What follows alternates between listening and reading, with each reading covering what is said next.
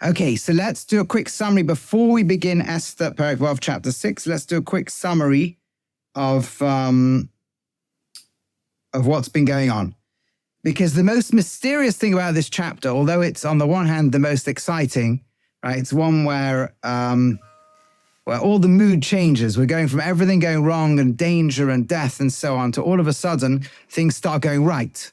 We start getting a beginning of a turning point over here where suddenly Mordechai's having his first victory, Haman's having his first defeat, and there's tremendous joy in all that. But the real question is, what on earth is this chapter doing in terms of the narrative? What changes because of this chapter? Right, let's give a brief overview before we go into it. So, that night the king can't sleep, and in fact here all the commentaries take the obvious hint. This is not just King Ahasuerus who can't sleep, but as it were, the king of the universe. To whatever extent it might appear like he's been asleep, sleep means a state in God's terms of letting the world run as if he's not intervening, and suddenly he's awakening. Something's happening. Now, even Ibn Ezra, who normally takes everything in the pshat of the pshat of the pshat, obviously brings this in here. It's unavoidable. And we have the whole episode, as we're going to see, with Haman taking Mordechai around town, and Haman being humiliated, Mordechai being elevated. But actually, in terms of the story, it's not obvious at first what role this plays at all. In other words, suppose this hadn't happened. Esther's been, she's the Jewish queen. There's a plot to kill the Jews. Mordechai's begged her to go in. Mordechai had an idea. She told him it's a ridiculous idea. He said, fine, but you got to do something, right? Well, come on. And so she says, fine, everyone should fast. She then walks into the palace without a plan, right? 10 possible options she has. Well, the king says, what do you want? Can the king and Haman come to a party? Why? 10 possible reasons that we saw in the Gemara, which means no clear reason. At the party, nothing happens, right? Nothing. She's waiting. No miracle happens. So then she says, let's do it again tomorrow. Tomorrow, I promise you, I'll reveal everything. The next day, she reveals everything, and Haman gets killed, and that begins a process in which the Jewish people eventually get saved. What's this little episode in the middle of the night got to do with anything? Suppose it hadn't happened. How would the story be different? She wouldn't have gone in the next day. She'd have gone in the next day. She wouldn't have said, by the way, someone's planning to kill me and my people. She would have said, somebody's planning to kill me and my people. The king would have said, who is it? She would have said, Haman. He would have ended up being hung on a tree. Harvoina would have popped in at the last minute, as we'll see, obviously, when we get there. Oh, by the way, he's built a tree to hang Mordechai. And so how does this really change the story? That's a question we're going to have to think about as we go through this chapter now, because it's clearly intended as a turning point, but in narrative terms, what is the meaning of this chapter? So now let's get into the chapter. That night, the king's sleep is interrupted.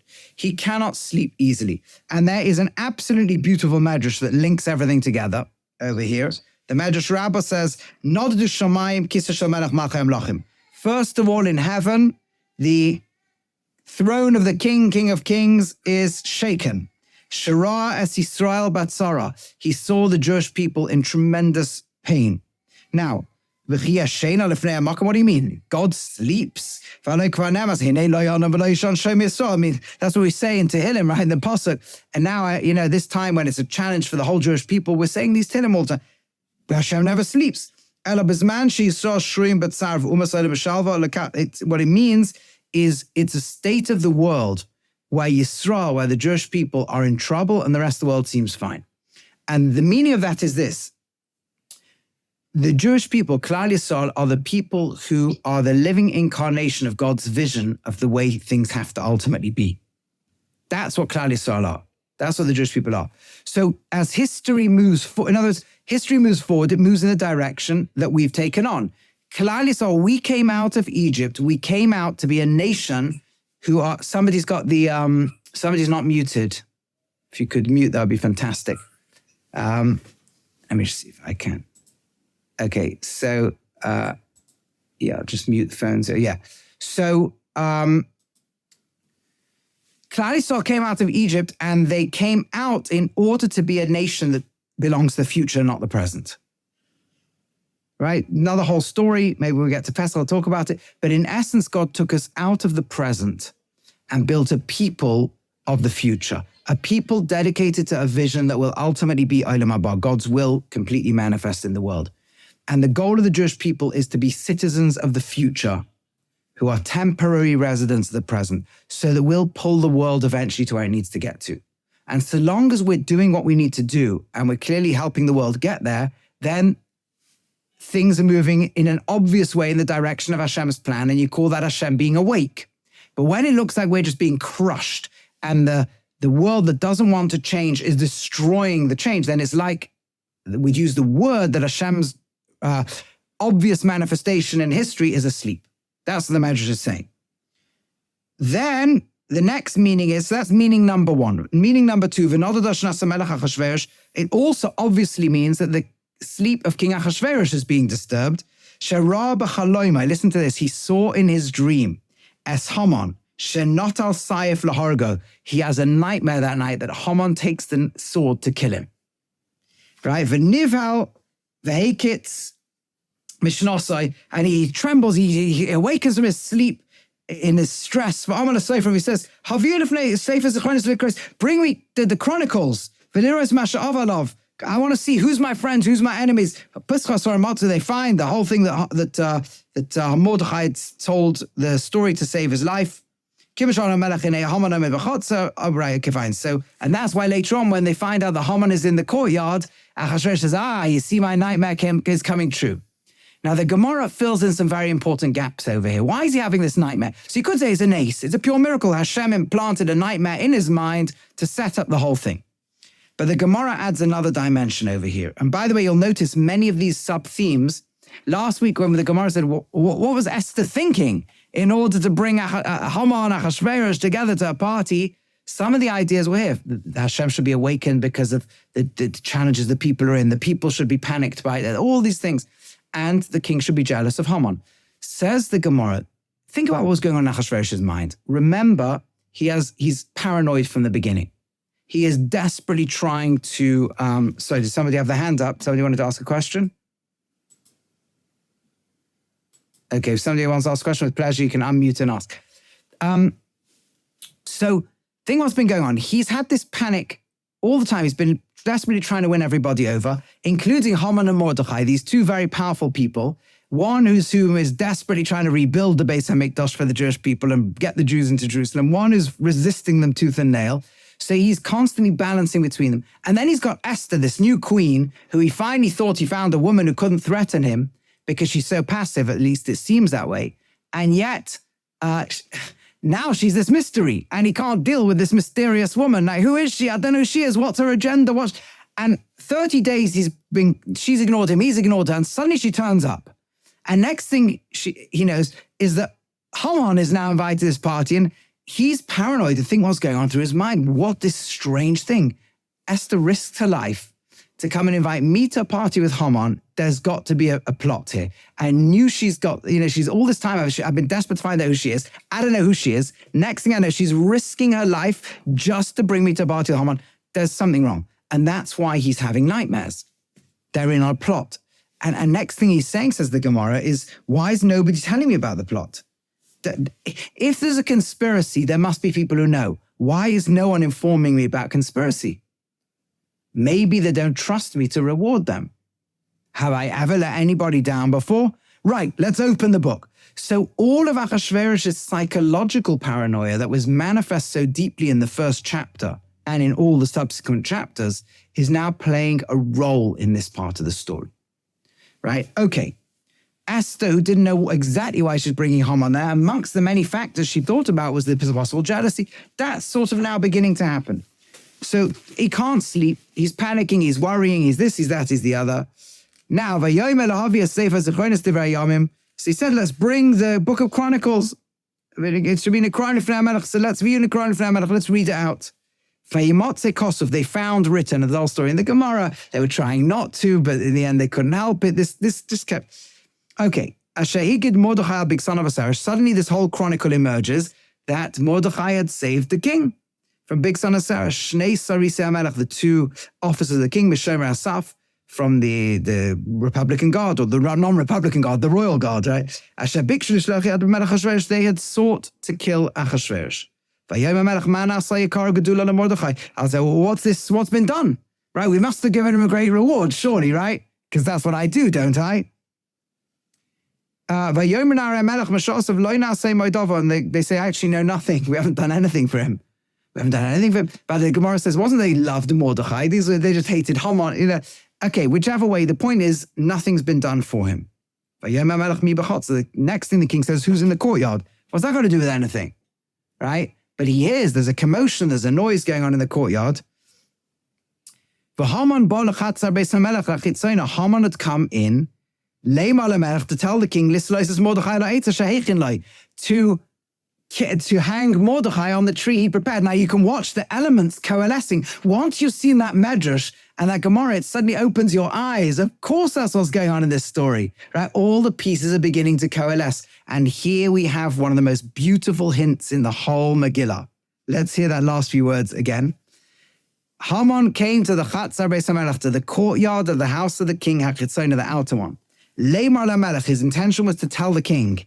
Notice he's not asking the king. Haman doesn't bother asking the king anymore. He's convinced he's in charge of the king. Lislois as Mordechai, to hang Mordechai al ha'etz, on the tree, asher heichin, that he had prepared loy, for him. For who? For whom? This is like the ambiguous pronoun. So on the simple meaning, it means for Mordechai, obviously. But the Gemara points out, no, you could read that he prepared for himself. And that's, of course, the double meaning all the way through the Megillah. He builds the tree to hang Mordechai, but of course he's going to be hung on it. His very name was Memuchan, that which is prepared, right? The whole thing is being prepared. And okay, the irony that's playing out over here is so powerful. And here, the entire chapter is centered around this irony. So once we've seen the Medrash, it's just beautiful. The king is now panicking over Haman, and he's having nightmares. By the way, an amazing thing, the Gemara in Brachos says that every dream goes after its interpretation, right? So you can have a dream that Haman's hanging there with a knife, and you could think very quickly he's planning to kill somebody else. Or you could say, plan to kill me. It just depends who you are as to how you're going to interpret it. But everything's now conspiring so that Achashverosh is going to see all of this go on over here. Now, so he says, who's it? Me? So he says, who's in the thing? And Haman was there. So so the servants of the king say to him, Hine Haman. Hey, it's Haman, Omed b'chotzer. He is standing in the courtyard. And the king says, let him come. By the way, remember, Haman is teaching us every lesson we need to really understand about anti-Semitism, right? Anti-Semitism is not bigotry. Anti-Semitism is not dislike of the unlike. There are things like that too. There's plenty of bigots who don't like Jews and don't like lots of people. Dislike of the unlike. But the real shorish of the real hatred and demonization of Klal Yisrael is Haman. Haman is the most manifest form of it. And he has come, right, to kill the king. Anti-Semitism is the desire subconsciously to rid the world of its creator, and to rid the world of its, as we saw earlier, in the creator's will on earth that runs through Klal Yisrael. The desire to destroy Klal Yisrael is ultimately the desire to destroy the creator's will, right? That's exactly what's going on over here. When you pick up the hinted level, everything the Gemara is saying and the Midrashim is saying here in the Megillah is speaking on multiple levels, and all the levels of the subconscious. So there's conscious layers to the story. There's subconscious layers to the story. All of these things are playing out over here. Okay. Again, any questions, feel free to ask them. Otherwise, I'm just going to keep going. Vayavoy Haman. So Haman comes in. Vayoym Eloi HaMelech. And the king says to him, Mala asais, what should we do? But about a man, asher HaMelech chofetz bikorei. Right? The honor the king wants to honor. By the way, remember, the king himself was always looking for the akar. This honor, that's exactly what he was doing in the opening party. It was to show that how yakar, how precious was his glory. Okay, and Haman says in his heart, who could the king possibly be intending? And this is literally building Haman up now for the fall. But it's so beautiful and so powerful. But the Medrash points out something very, very special over here. It's a beautiful Medrash. Says,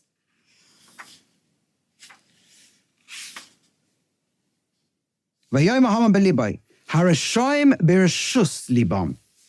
The Rishaim speak inside their heart. They're under the control of their heart. Vayoma Esav belibai. Right? Of course, we're linking back to Esav, as we've done all the way through the Megillah. Vayivez lishlech yad. Right? We saw this idea of the attitude of Esav to anything as valuable to the Jewish people. To Yaakov is the same as the attitude of Haman to the Jewish people. Vayivez, a despising. Right? We saw how so many different issues are going to be related. Even this right now, by the way, coming into the king after Mordechai is already going to be blessed, just like Esav comes into his father after Yaakov's already taken the blessing. The king's decided to bless Yaakov now. So he's going to make Haman, who wants that blessing, to become a servant to him, which is exactly the bracha that Esav gets in the end, unless Yaakov messes up. Right? And we saw many, many other hints between the two. So here we have Esav also belibai. But we have other examples. Omar novel belibai, right? Malachim Aleph in Perek Yud Beis in chapter 12:26 there, Malachim Aleph. Same thing. Yorim Yeravam belibai. Wherever you look in Tanakh, you will always see that they say it in their heart, meaning their heart is the arena within which their voice speaks to them internally. Their heart controls them. Their passions control them, right? But the righteous, libam birashusam. They control their passions and hearts. So it says with Hannah, when she's praying, when she cries that she should have a child, not she speaks in her heart, but Hannah medaberes al liba. She talks upon her heart, and as she talks to her heart, she directs the emotions. The tzaddik is in control of their emotions. Vayasem Daniel al liba, right? Daniel does the same thing. Or David, V'yoma David el libai, talks to him, and so on. V'yoma Hashem el libai, right? Similar thing in Bereshis, right? Even Hashem speaks to whatever it means his heart, the equivalent to whatever it is that we would call love or thing, the programs he runs in the world, he's in complete control of. So that you see the difference. Of course, if you want to get into Kahalas, one day you can see how that works, what's belibai, etc. But I'm not going to go into all of that now. The point is that you see exactly this point, that Haman is in essence in the same place that Esav is in. That his passions control him. And we've seen this all the way through, that he's filled with chema, he's filled with anger, he's filled with this, he's filled with that. So this is a very powerful little hint going on over here of the key difference. And we'll see the practical ramification, because Haman is so desperate to cut God out of the world that he perceives all of reality as coincidence, then he never, ever, ever is in control of himself. Right? And as he feels the passions inside him, as they become the barometer. If he feels he's up, he thinks the whole world is perfected. If he feels down, he thinks the whole world's coming to a close, right? That's what anybody who is not trusting God to run the world is always projecting a vision of exactly where they are in history. We saw last week the opposite for Mordechai and for Esther. If you completely trust Hashem to run the world, then your passions don't control you, and you don't at any point have to try to say, I'm exactly here, I'm exactly there. I don't know where I am. Who knows if this is why you became queen? I don't know. Maybe it is, maybe it isn't. Esther, bring Haman and Mordechai. I don't know why. I know I've got to do the right inputs. I don't know what the outputs are going to be, right? Okay. And that all goes together. You see, a person in bitachon, their heart doesn't rule them. When a person is really handed over and Hashem's running the world, it's an amazing thing. Their passions calm down. They're not trying to be in control all the time. Sorry, not sure what's going on over here. Why? It is, you can see what happened. I'm touching the keyboard there. Okay, fine. So, next.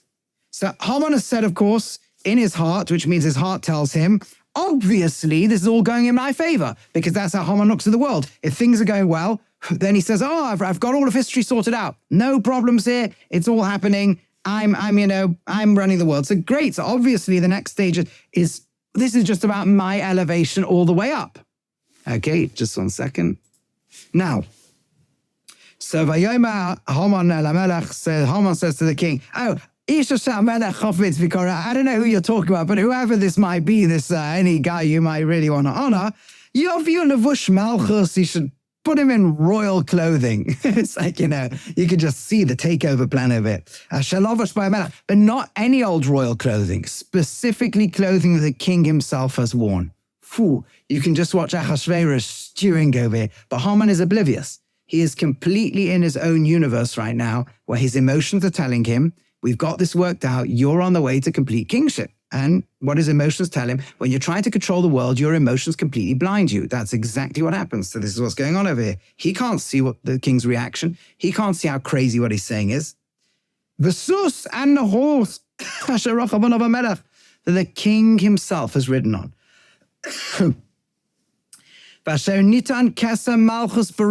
Put the crown on his head. Oof. You can just see Ahasuerus stewing. And the clothing and horse should be put from specifically one of the king's most senior officers. 1 second. Real important guys, they'll be sure, and they should dress.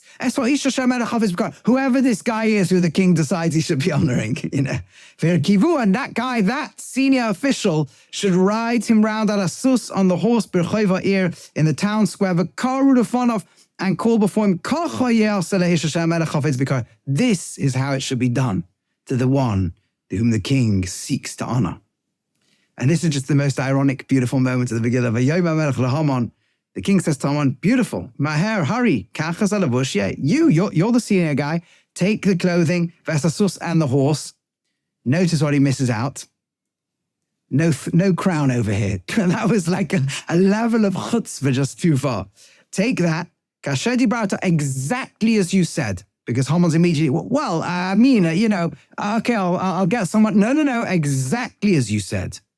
I heard every nuance, and I heard every single subtlety, and every single one of them is now going to be manifest. So you have engineered this scenario, Haman, not me. I'm not even punishing you. You have done this to yourself, right? This is an amazing move over here, because it's a microcosm of everything that's going to happen in the Megillah. Remember, the Megillah is, as we saw in chapter 3, a controlled experiment in what happens if evil runs the world completely unimpeded. And we saw that in the short term, it can do horrific and catastrophic things. Nobody's intervening. Nobody's stopping it. The king, God himself, as well as Ahasuerus, is saying to Haman, how would you like the world to run right now? And Haman says, I'll tell you. You got the king. You got the ring. Right, say the rabbis, not the rabbis, says the Megillah. You have the ring. Ahasuerus hands the ring, and it says Hamelech, which hints that God himself is handing the ring of history to Haman. Haman runs the world. Right now, nobody decided what should happen to Mordechai except Haman. What do you want to happen? Haman doesn't get reality, see, he gets it all wrong, but he is the only decision maker. There is no one else making decisions. And in the short run, evil can do horrific things, but in the long run, it turns itself into the service of the good through its own destruction. This is a microcosm now of the rest of the story. So this is exactly it. Everything you said, you have control, you've determined history, it's your law. Haman, you're now stuck inside it. You're trapped inside the world that you've tried to build. You've tried to kill the king. You've tried to usurp the king. That's what you thought you were achieving. Well, given all the levers of history, it always rebounds on you. That's going to be the power of the beginning of the first revelation, what's going to become the ultimate revelation of the Purim story. So this is it. And v'asechein leMordechai haYehudi, to Mordechai. Which Mordechai? The Jew, like you can imagine, and this will go on saying, I'll find a guy called Mordechai. No, the Jewish one. Okay, I guess there must be a few Jews called Mordechai. No. The king knows this guy. That's the one. Al tapel dova. Don't drop a little drop from Mikola Shedibarta, from everything you said. Your word is the law.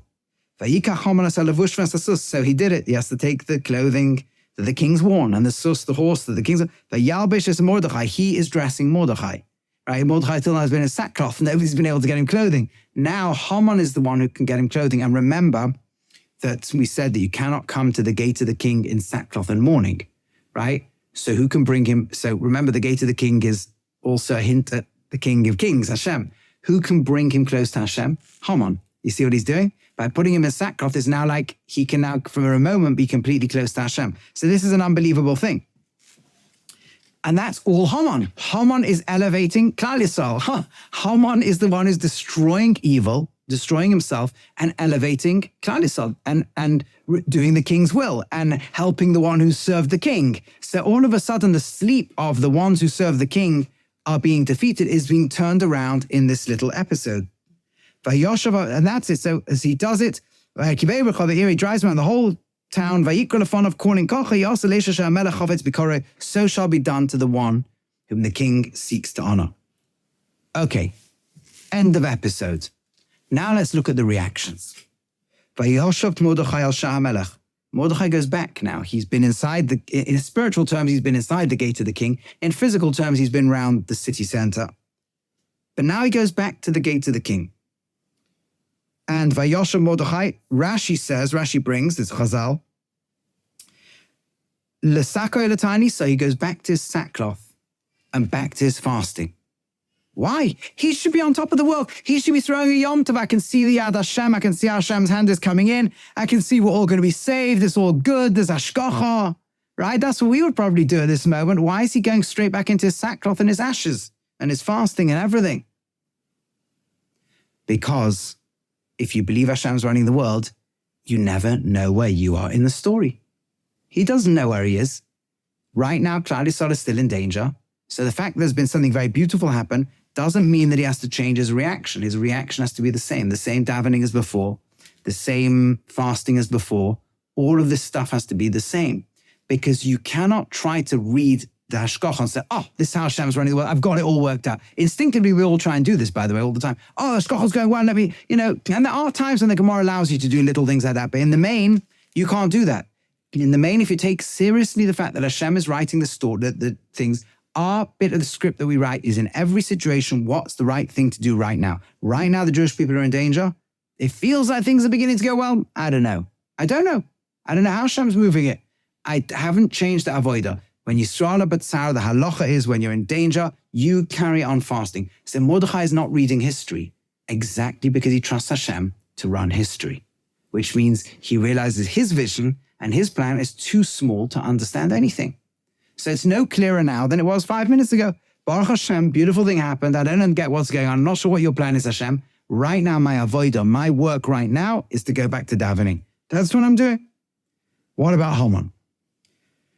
So the Haman nidchaf al beisai ava v'chafarosh. Haman is in his house now, mourning and bedraggled. Now, what happened? Why chafarosh, covered head? So here the very famous Gemara, and the Chazal tell us that the story of his daughter, who heard this rumor that Mordechai and Haman are being led through town, one's leading the other. She made the assumption, of course, my father's being led by Mordechai, who must be being disgraced. So she threw the toilet pot all over, looks up, Haman looks up, and oh my goodness, and she jumps off the roof, sees Chafui Rosh because he's full of filth, and he's Avel, he's mourning because he lost his daughter. Even if you read it without Chazal, you would still be forced to be bothered by this. Chazal fill in the beautiful thing here, but you would be forced to, the beautiful meaning, they make the words now beautifully make sense, but they add a dimension to the whole story. But you'll be forced to ask, why is Haman mourning and covered head? Like, okay, he's disappointed, but he's gone into total meltdown. And now we begin to see how this plays out. Haman tells over this whole story to Zeresh's wife and to all his lovers. And once again, we see there seems to be they're not the same category of people. Everything that had happened to him. Because Amalek always believes the most premeditated things, the most meaningful things are karahu. When they attack you, it's karcha, it's a mikra, it's complete of course it's coincidence. And the wise people say to him, and Zeresh's wife, if this Mordechai is from the seed of the Jews, who you've begun to fall in front of him, you have no chance. You will surely fall to him. What's the meaning of this? These are people who believe the world is completely meaningless. What on earth are they saying? What's going on? Now,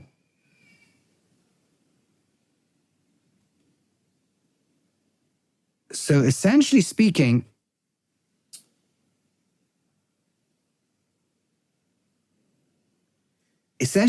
remember, if we remember the Gemara earlier, when Haman came in towards Achashverosh and said, we can get the Jews, what did he say? Yeshnai am echad, there is a people, mafuzim for scattered amongst the, and the Gemara said it's all recording a double layer of the conversation. The simple meaning is, there's a people and they're scattered and they're unloyal and they're this and they're that and all this classical anti-Semitic story. But beneath it are double hints at the word. Ahasuerus saying to him, killing Jews is not a good idea. Usually empires that kill Jews collapse, and look at what happened to Pharaoh in Egypt. And Haman saying, but the people are sleeping. Notice this. This night, the king wakes up, right? The people have been sleeping. Maybe they're not sleeping anymore. The people have been sleeping, right? The meaning that they're vulnerable, meaning the belief that Amalek has is deep in his subconscious, is more than Amalek doubts God. We said Amalek doubts man. And specifically, Amalek is not willing to believe there can be a people in this world who are ambassadors for God and God's will. It's not possible that you can live up to it. You're Homo sapiens, you're going to be failures, you're not going to make it. And therefore, the state of the Jewish people is Yeshenim, sleeping. And all of a sudden, they're turning around going, whoa, maybe everything's woken up. Maybe, again, this is not conscious. Consciously, they're like, consciously what's going on is, but before we get to consciously, subconsciously, there's a sense of, whoa, this is Zerah HaYehudim. And I know to call him Zerah, just call him Immi Yehudim, he's a Yehudi. But they don't see the Jews in exile as Yehudim, right? They see them as, I don't know what, they're some, who knows what. But he's a seed of the Yehudim, the original Yehudim, the original people of Yehuda. And the Gemara, I think it's the Gemara, she brings the whole story of the bracha that Yehuda gets at the end of Bereshis, that he's going to always have his hand, being able to push down others. Maybe they've woken up. Now, consciously what's going on is a very strange thing. People who believe the whole world is mikra always have it figured out. You see, because you have to make sense of things. If you trust Hashem, you don't need to be in control. If you don't trust there's Hashem running things, you need to have the plan worked out. And if the plan is being thwarted, then the plan is being thwarted. So right now they're in a psychological state, consciously and subconsciously, where Haman is convinced he's going to lose.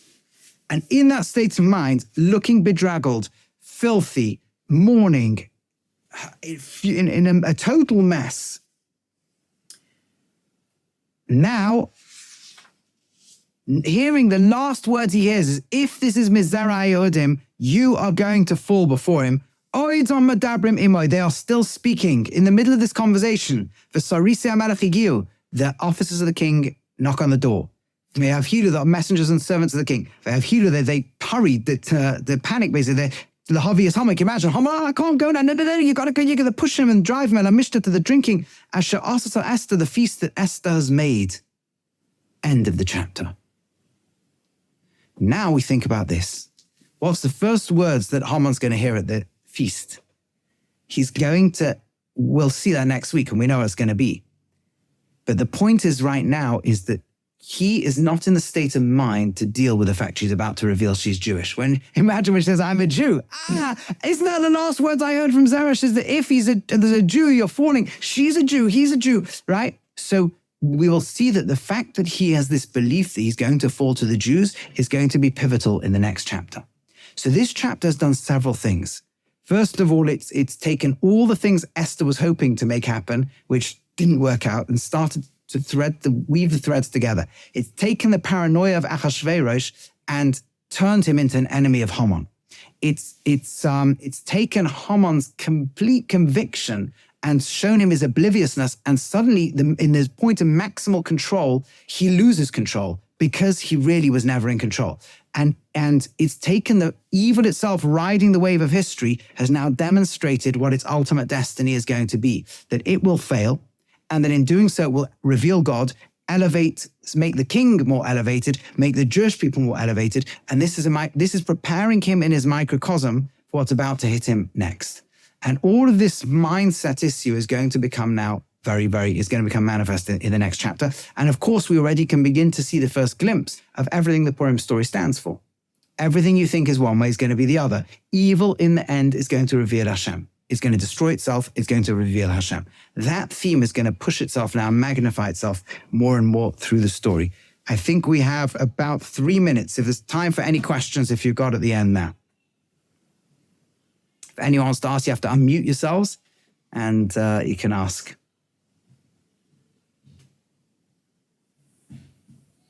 Rabbi Rowe, is recorded? Yeah, they are. Are you on the... Is it possible to have this week and maybe 2 weeks ago as well? Yeah. What? Do you have my what? Do you have a number for me? If you do, then just WhatsApp is the best way, and I'll try and get you all the stuff. Yeah? Yeah. Okay. Yeah, no problem. Thank you so much. Pleasure. Any other questions? Okay, so that may be it for this week then. And hopefully we'll see you all again next week.